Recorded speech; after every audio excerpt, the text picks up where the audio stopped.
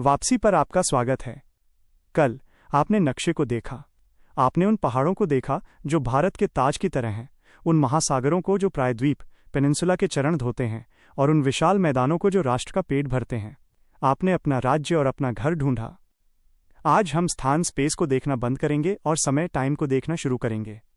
भारत को समझने के लिए हम केवल किनारे पर खड़े होकर पानी नहीं देख सकते, हमें पूरी नदी में तैरना होगा। भारत का इतिहास एक सीधी रेखा नहीं है, ये एक गुंथी हुई चोटी है जिसमें भूगोल, धर्म, आक्रमण और संस्कृति एक साथ बुने हुए हैं। बैठ जाइए। यह डे 2 समय की नदी भारत की कहानी है। भाग 1 भोर प्रथम शहर - हड़प्पा। ईंटों का रहस्य। कल्पना कीजिए कि आप 1850 के दशक में एक ब्रिटिश इंजीनियर हैं जो सिंधु नदी, आधुनिक पाकिस्तान के पास रेलवे ट्रैक बिछा रहे हैं। आपको पटरियों को स्थिर करने के लिए पत्थरों की आवश्यकता है। स्थानीय लोग आपको पुराने मिट्टी के टीले की ओर इशारा करते हैं। आप खोदते हैं और आपको ईंटें मिलती हैं। लाखों ईंटें। वे पकी हुई, सख्त और पूरी तरह से मानकीकृत, स्टैंडर्डाइज्ड हैं। आप अनजाने में पृथ्वी की सबसे पुरानी सभ्यताओं में से एक के खंडहरों का उपयोग करके 100 मील रेलवे लाइन बना देते हैं। हड़प्पा। कहानी इसी रहस्य से शुरू होती है। लगभग 4500 साल पहले, जब मिस्र के लोग पिरामिड बना रहे थे, तब सिंधु घाटी सभ्यता, इंडस वैली सिविलाइजेशन अपने चरम पर थी।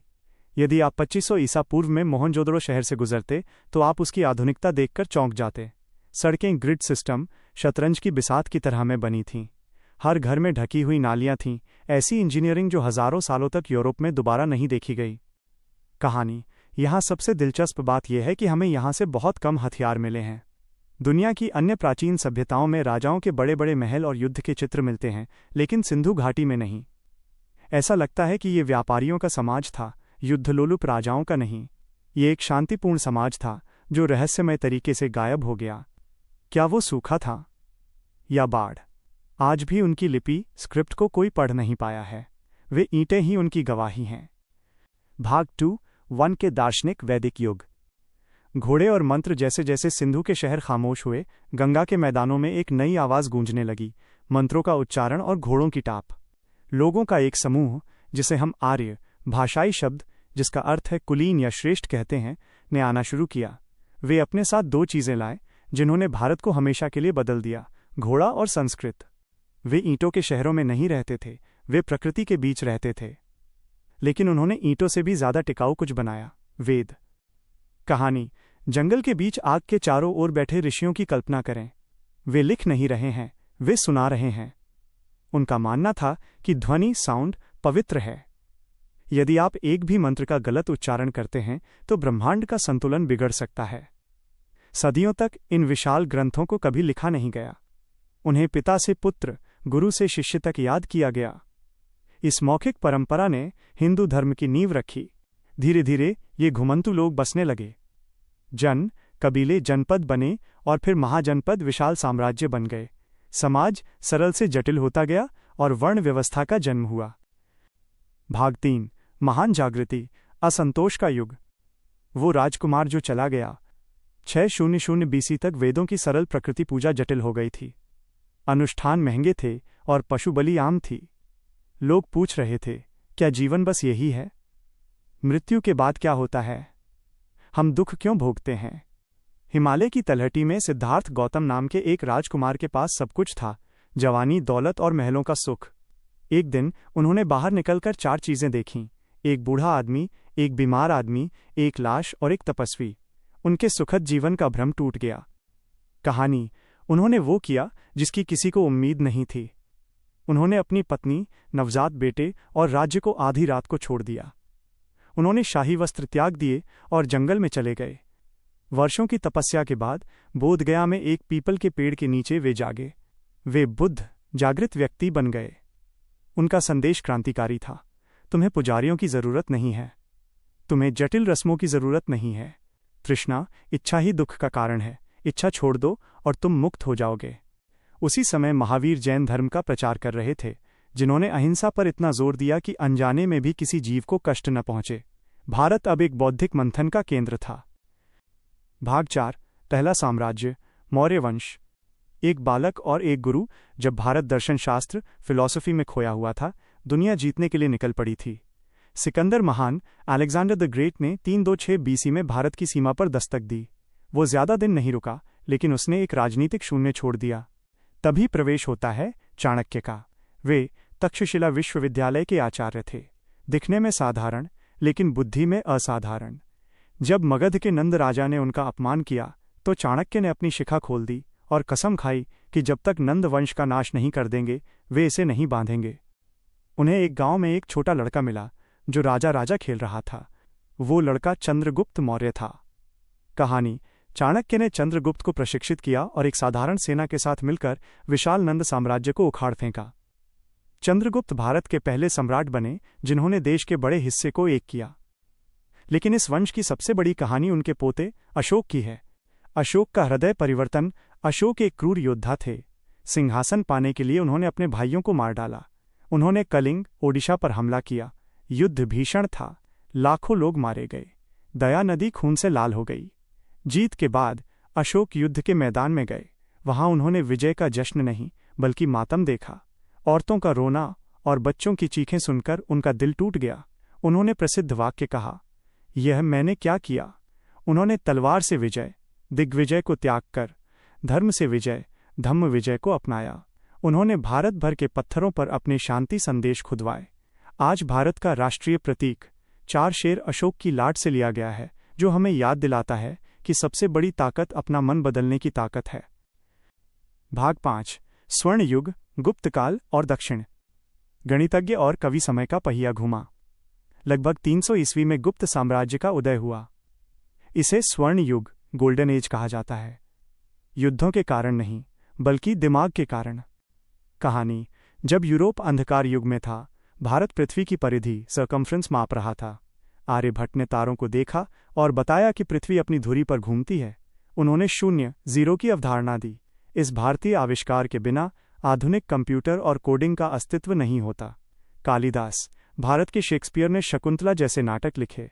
मेहरौली, दिल्ली का लौह स्तंभ, आयरन पिलर, इसी समय बना था, जो 1600 वर्षों से खुले आसमान के नीचे खड़ा है, लेकिन उसमें जंग नहीं लगी। प्राचीन भारतीय धातु विज्ञान का ये एक चमत्कार है। सागर के स्वामी, चोल वंश। हम अक्सर दक्षिण भारत को भूल जाते हैं। जब उत्तर भारत जमीनी सेनाओं से लड़ रहा था, दक्षिण भारत महासागर को देख रहा था। चोल वंश लगभग 1000 ईस्वी एक समुद्री साम्राज्य था। कहानी: राजा राजा चोल और उनके बेटे राजेंद्र चोल ने उस समय की सबसे शक्तिशाली नौसेना बनाई। उन्होंने केवल व्यापार नहीं किया, उन्होंने प्रभाव जमाया। वे श्रीलंका, मलेशिया और इंडोनेशिया तक गए। तंजावुर का बृहदेश्वर मंदिर उनकी महानता का गवाह है, जो बिना सीमेंट के केवल पत्थरों को फंसाकर इंटरलॉकिंग बनाया गया है। भाग 6: तलवार और गुलाब, मध्यकाल। इस्लाम का आगमन भूगोल ही नियति है। उत्तर पश्चिम में खैबर दर्रा भारत का खुला दरवाज़ा था। इस दरवाजे से तुर्क, अफगान और फारसी आए। महमूद गजनवी ने लूटा, मोहम्मद गोरी ने विजय प्राप्त की। 12वीं सदी तक दिल्ली सल्तनत की स्थापना हुई। ये 2 अलग अलग सभ्यताओं की टक्कर थी। हिंदू धर्म लचीला और मूर्ति पूजक था। इस्लाम एकेश्वरवादी और मूर्ति भंजक था। संघर्ष हिंसक था, लेकिन इसने एक नई संस्कृति को भी जन्म दिया। कहानी: सेना के शिविरों में एक नई भाषा बनी, उर्दू, जिसका अर्थ है शिविर या खेमा। नया संगीत उभरा, कव्वाली। गुंबद और कमल मिल गए। मुगल। 1526 में बाबर नाम का एक राजकुमार मध्य एशिया से आया। उसने पानीपत की लड़ाई में तोपों, कैनन्स का इस्तेमाल किया और मुगल साम्राज्य की नींव रखी। मुगलों ने भारत को उसका सबसे रोमांटिक इतिहास दिया। 1. अकबर। उसने महसूस किया कि वो बहुसंख्यक हिंदुओं पर तलवार के बल पर शासन नहीं कर सकता।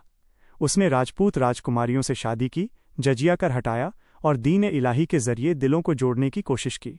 2. शाहजहां। निर्माता। उसने लाल किला और जामा मस्जिद दी, लेकिन उसके दुख ने हमें ताजमहल दिया। ये प्रेम का स्मारक था, लेकिन इसने खजाने को खाली कर दिया। 3. औरंगजेब। वो कट्टर था। उसने अपने पिता शाहजहां को कैद किया और गद्दी हथिया ली। उसने साम्राज्य को सबसे बड़ा तो बनाया, लेकिन असहिष्णुता से उसकी नींव हिला दी। भाग 7: वो व्यापारी जो राजा बन गया, अंग्रेज। कंपनी राज ये मानव इतिहास की सबसे अजीब कहानियों में से एक है। भारत को किसी देश ने नहीं जीता, इसे एक कॉरपोरेशन कंपनी ने जीता। ईस्ट इंडिया कंपनी EIC मसाले खरीदने आई थी उन्होंने मुगलों से व्यापार की अनुमति मांगी। कहानी, अंग्रेजों ने महसूस किया कि भारत बटा हुआ है। राजा एक दूसरे से लड़ रहे थे। अंग्रेजों ने फूट डालो और राज करो का खेल खेला। 1757 में प्लासी के युद्ध में रॉबर्ट क्लाइव ने धोखे से बंगाल जीता। अब वे मसाले खरीदने के लिए सोना नहीं लाते थे। उन्होंने भारतीयों पर टैक्स लगाया और उसी पैसे से भारतीय सामान खरीदकर यूरोप में बेचा। ये लूट की एक उत्तम मशीन थी। 1857 चिंगारी गुस्सा पनप रहा था। किसान भूखे थे, सिपाही अपमानित थे। अफवाह फैली कि नई राइफल के कारतूसों में गाय और सूअर की चर्बी है। मंगल पांडे ने पहली गोली चलाई। 1857 की क्रांति भड़क उठी। कुछ महीनों के लिए अंग्रेज डर गए, लेकिन विद्रोह को कुचल दिया गया। कंपनी खत्म हुई और भारत सीधे ब्रिटिश ताज क्वीन विक्टोरिया के अधीन आ गया। भाग 8, आज़ादी की ओर, स्वतंत्रता संग्राम। दक्षिण अफ्रीका से आया वकील। 20वीं सदी की शुरुआत में भगत सिंह, चंद्रशेखर आज़ाद और सुभाष चंद्र बोस जैसे वीरों ने हथियारों से अंग्रेजों को चुनौती दी। वे नायक थे, लेकिन अंतिम प्रहार उस आदमी ने किया जिसने हथियार नहीं उठाया। मोहनदास करमचंद गांधी 1915 में भारत लौटे। उन्होंने देखा कि अंग्रेज इसलिए राज कर रहे हैं क्योंकि भारतीय उन्हें करने दे रहे हैं। कहानी, गांधी ने सूट बूट त्याग कर धोती अपना ली ताकि वे गरीब किसान से जुड़ सकें। उन्होंने सत्याग्रह, सत्य का आग्रह शुरू किया। वे नमक पर टैक्स लगाते हैं, हम समुद्र तक चलेंगे और मुट्ठी भर नमक उठाएंगे। दांडी मार्च। वे हमें मारते हैं, हम पलटवार नहीं करेंगे। हम जेलों को इतना भर देंगे कि उनकी व्यवस्था ठप हो जाए। ये एक मनोवैज्ञानिक युद्ध था। उन्होंने अंग्रेजों को शर्मिंदा कर दिया। आप खुद को सभ्य कैसे कह सकते हैं जब आप निहत्थे लोगों को मार रहे हैं? विभाजन का दर्द। द्वितीय विश्व युद्ध ने ब्रिटिश साम्राज्य की कमर तोड़ दी। उन्होंने जाने का फैसला किया, लेकिन आज़ादी की खुशी विभाजन के जहर से फीकी पड़ गई। एक ब्रिटिश वकील, सिरिल रेडक्लिफ, जो पहले कभी भारत नहीं आया था, ने नक्शे पर एक लकीर खींच दी। 15 अगस्त 1947 भारत आज़ाद हुआ, लेकिन पाकिस्तान का जन्म हुआ। इतिहास का सबसे बड़ा विस्थापन, माइग्रेशन हुआ। ट्रेनें जो अंग्रेजों ने जोड़ने के लिए बनाई थीं, अब लाशों से भरकर आ रही थीं। निष्कर्ष, पैलिम्पसेस्ट। शिक्षक, अब अपने नक्शे को फिर से देखें। भारत एक पैलिम्पसेस्ट है। पैलिम्पसेस्ट वो पांडुलिपि होती है जिस पर पुराना लिखा मिटा दिया जाता है ताकि नया लिखा जा सके, लेकिन पुराने के निशान फिर भी बाकी रहते हैं। नक्शे को देखें। वह शहर का नाम वेदों से हो सकता है। वो रेलवे लाइन अंग्रेजों ने बनाई, लेकिन अब उस पर भारतीय परिवार सफ़र कर रहे हैं। वह बिरयानी जो आप खाते हैं, फारसी रेसिपी भारतीय मसालों के साथ। वह क्रिकेट मैच, एक अंग्रेजी खेल जिसे भारतीय जुनून के साथ खेला जाता है। भारत में इतिहास अतीत, पास्ट में नहीं है। ये सड़क पर है। ये हमारे बोलने के तरीके में है। विशेषज्ञ कभी नौसिखिया था, आज आप नौसिखिया नहीं रहे। आपने नदी पार कर ली है। आपने हड़प्पा की ईंटें, वेदों की अग्नि, अशोक की शांति, मुगलों का ताज और गांधी का चरखा देखा है। ये कहानी थी कि हम यहाँ तक कैसे पहुँचे। डे 3 में हम लोगों के बारे में बात करेंगे। हम राजाओं को देखना बंद करेंगे और संस्कृति को देखेंगे। भाषाएं, त्योहार, भोजन और 1 अरब लोगों का खूबसूरत कोलाहल। अब आराम करें, आज आपने 5000 वर्षों की यात्रा की है। डे 2, भारत का इतिहास, क्विज। Q1। 1850 के दशक में ब्रिटिश इंजीनियरों ने अनजाने में रेलवे लाइन बनाने के लिए किस प्राचीन सभ्यता के खंडहरों, ईंटों का उपयोग किया था? उत्तर, सिंधु घाटी सभ्यता, विशेष रूप से हड़प्पा की ईंटें। Q2। अन्य प्राचीन सभ्यताओं के विपरीत सिंधु घाटी के शहरों की खुदाई में आश्चर्यजनक रूप से क्या गायब था? उत्तर, हथियारों के बड़े जखीरे और राजाओं के विशाल महल, जो ये दर्शाता है कि वो एक शांतिप्रिय या व्यापार आधारित समाज था। Q3। वेदों को लिखित रूप में आने से पहले हजारों वर्षों तक कैसे सुरक्षित रखा गया? उत्तर, कठोर मौखिक परंपरा, पिता से पुत्र तक रटकर के माध्यम से, जहां ध्वनि, साउंड को पवित्र माना जाता था। Q4। किन 4 दृश्यों ने राजकुमार सिद्धार्थ गौतम को अपना महल छोड़ने और अंततः बुद्ध बनने के लिए प्रेरित किया? उत्तर, एक बूढ़ा व्यक्ति, एक बीमार व्यक्ति, एक शव, लाश और एक सन्यासी। Q5। वो महान रणनीतिकार कौन था जिसने चंद्रगुप्त मौर्य को नंद वंश को हराने और पहले महान साम्राज्य की स्थापना करने में मार्गदर्शन दिया? उत्तर, चाणक्य, जिन्हें कौटिल्य भी कहा जाता है। Q6। किस युद्ध ने सम्राट अशोक को तलवार से विजय, दिग्विजय त्यागने और धर्म से विजय, धम्म विजय अपनाने पर मजबूर कर दिया? उत्तर, कलिंग का युद्ध। Q7। गुप्त स्वर्ण युग के दौरान किस भारतीय गणितज्ञ ने गणना की थी कि पृथ्वी अपनी धुरी पर घूमती है और शून्य जीरो की अवधारणा पर काम किया? उत्तर, आर्यभट्ट। Q8। दक्षिण भारत का कौन सा राजवंश अपनी विशाल नौसेना बनाने और दक्षिण पूर्व एशिया, मलेशिया, इंडोनेशिया को प्रभावित करने के लिए प्रसिद्ध है? उत्तर, चोल राजवंश। Q9। 1857 की क्रांति का तात्कालिक इमीडिएट सैन्य कारण क्या था? उत्तर, नई राइफल के कारतूस, जिनके बारे में अफवाह थी कि उनमें गाय और सूअर की चर्बी लगी है। Q10। अंग्रेजों से लड़ने के लिए गांधीजी द्वारा इस्तेमाल किए गए मनोवैज्ञानिक हथियार का क्या नाम था जो सत्य और अहिंसा पर केंद्रित था? उत्तर, सत्याग्रह। चैनल को सपोर्ट करें। यदि आपको समय की ये यात्रा पसंद आई तो कृपया इवैल्यूएट माय नॉलेज को सब्सक्राइब करें, इस वीडियो को लाइक करें, अपने दोस्तों के साथ शेयर करें और बेल आइकॉन दबाना न भूलें ताकि आप डे 3 मिस न करें। आपके लिए खास सवाल, स्पेशल क्वेश्चन। अपना जवाब नीचे कमेंट्स में लिखें।